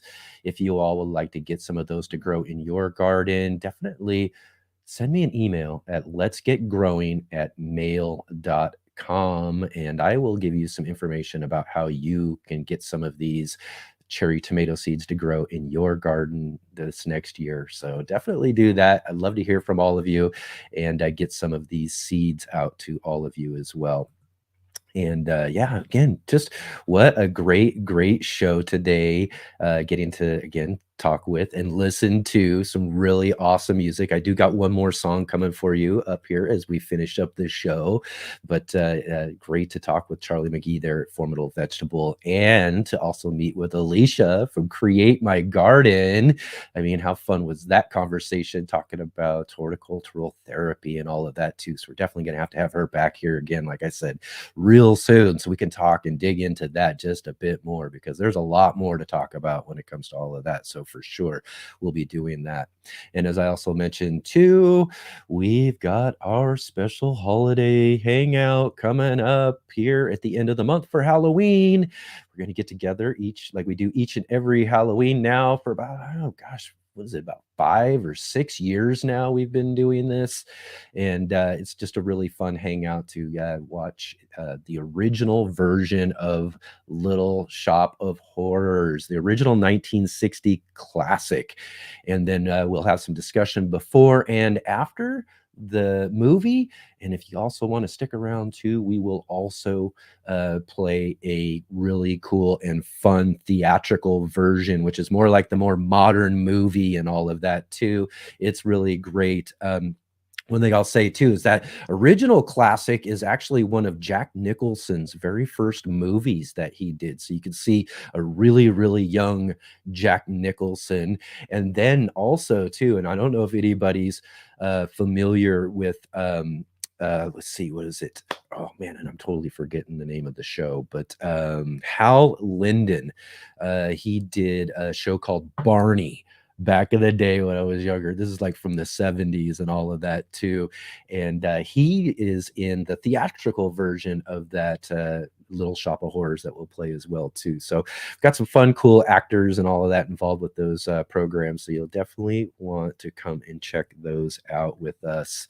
And then also, again, too, remember, we are here each and every weekend, Saturdays and Sundays. We do have our Sunday edition of Let's Get Growing tomorrow, again at 11 a.m. Pacific Standard Time, 2 p.m. Eastern. And tomorrow we're going to actually kind of continue a conversation that we had a couple of weeks ago we had a nice fun beekeeping weekend and talking about beekeeping. But what we're going to do is this time tomorrow, we're going to kind of emphasize a little bit more on native bees, native pollinators, and native plant gardens and those sort of things, and the importance of those. You know, it's one thing to have these great bees and produce our own honey and all of that, but even more important is helping sustain our native bees, and to make sure that we're adding some additions to our gardens that helps promote them and what they need as well too, so that they're not in so much competition with all the honeybees out there. I mean, the honey is great, and you definitely want to maybe go back a couple of weeks and check out some of those shows. We talked to Cayman Reynolds from Tennessee Bees, and he was telling us all sorts of fascinating things about honey and all these different types of honey out there. So, they are really important. We've got lots and lots of crops out there, and lots and lots of things that really need a lot of those bees in order to ensure that we have the amount of food that we need in our food system and all of that. But really encouraging native bees through native plant gardens, and then not just the bees too, other pollinators as well too. There's tons of pollinators out there that help support our garden, and learning more about those and the importance that they are to our gardens is really something. So we're going to definitely touch on that tomorrow for our Sunday edition of the show with Robin Jones of Honey Girl Grows. And again, too, this is going to be a really fun conversation, so you won't want to miss out on that too. And also, as I mentioned as well a little bit earlier in the show, next weekend on the show, we're going to have fun with talking about growing giants, all sorts of great fun giants out there that people have fun growing and competing in different competitions with and all of that. We are going to have joining with us, though, the gentleman Travis Ganger, who last year broke the world record with his giant pumpkin, Michael Jordan, as we mentioned in Sarah's trivia question a little bit earlier, at 2,749 pounds. Wow. I mean, it's a huge pumpkin. And the cool thing about this interview with Travis this next week is that he's going to be joining with us on his way. He's going to be traveling from Minnesota, where he lives, and he's driving his new big giant pumpkin that he has all the way out to California at Half Moon Bay for Safeway's competition there, where he broke last year's record with last year's pumpkin. So we'll talk with him and see what he thinks about whether or not he's going to break that record from last year with his new pumpkin this year. So that's going to be really fun. And we'll have also joining with us, who's been on our show and our channel a few different times, Cindy Tobeck. She's a world record master gardener as well too, and she'll be joining with us for our Are You Following Me segment. So I'm really looking forward to that. And plus, we will have a gardening roundtable for our Sunday edition. We'll have joining back with us again our good friend Ryan Cook from Heavenly Hills Homestead, and another master giant grower, Jason Covey, will join us for that roundtable discussion and talk all about, setting some state records and competing in a lot of these different fairs and competitions and all of that as well too, and really dig into how they grow all of these just amazing giant fruits. So again, we're gonna have some really, really fun conversations there as well too. One last thing I also want to mention too is we'll have here just in a couple of weeks on our third Sunday of the month, which we do every third Sunday of the month, we have our gardening book club. And this month's gardening book club will feature Ashley Thomas from the Mocha Gardener in her book, How to Become a Gardener.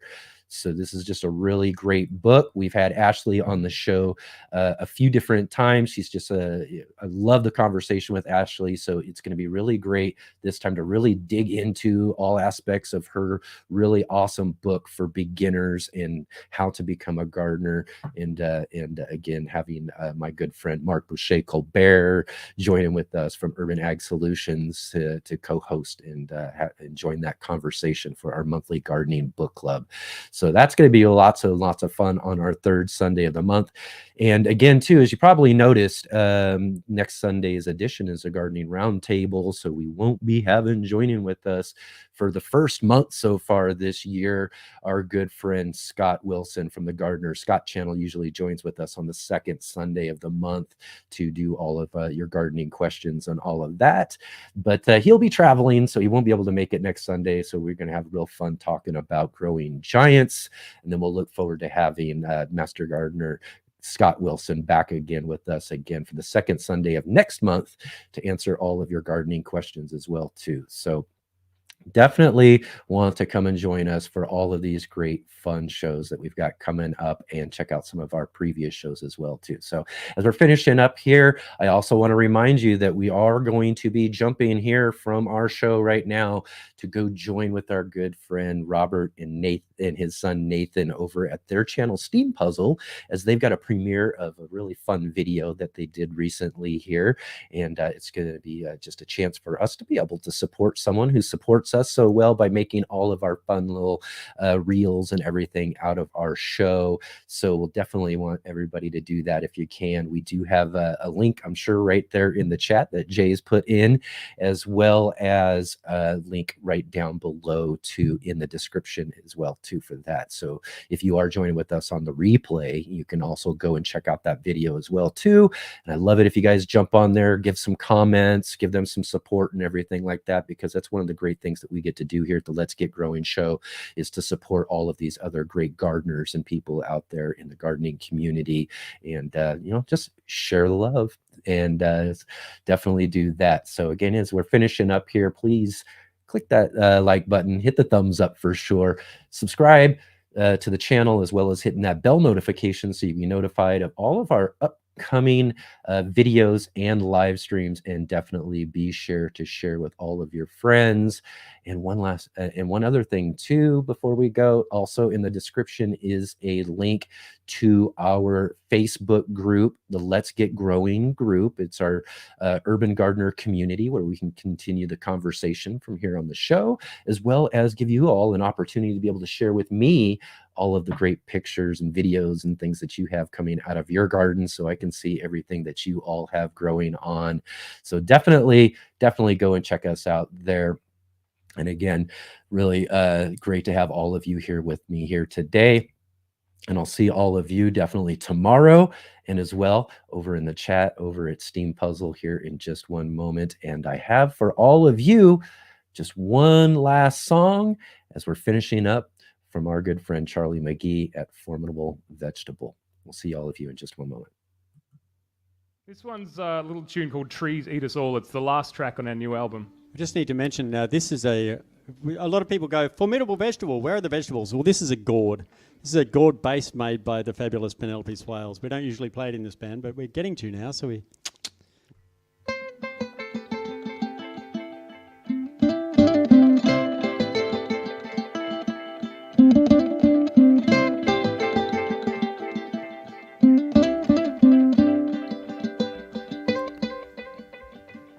Designer, you're now a recliner. So long and thanks for the yield. And your tools left behind have all sharpened our minds to keep growing the change in the field. Now the future is looking quite shady under all the ideas that you've grown. And to look out the window at food in the ground gives us power to face the unknown. But trees eat us all in the end. So plant one for me when I'm gone. Then if you hear that I've died, you can tell them they've lied. I'm just shading out somebody's lawn.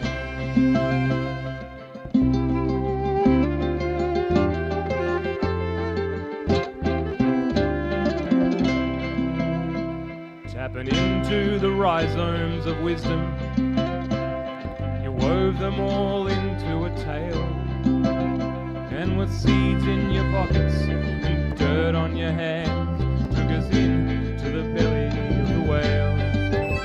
You took us into the belly of the whale.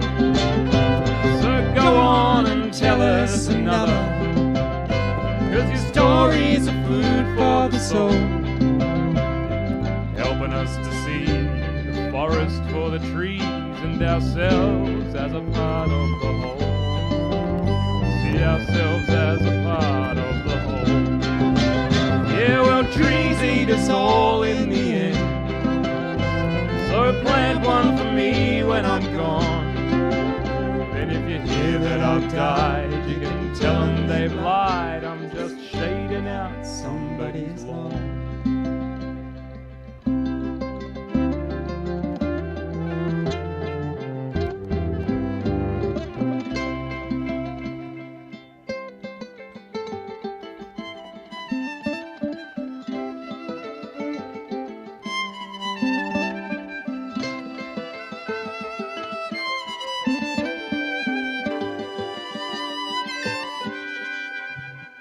The problems around us are many, but the answers come to us with ease.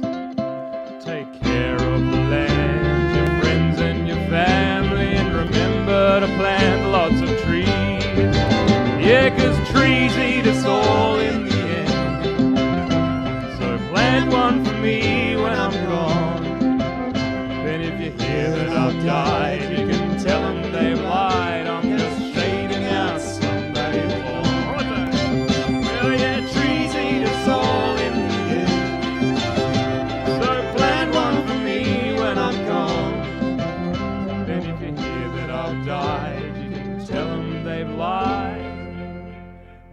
just shading out somebody's lawn.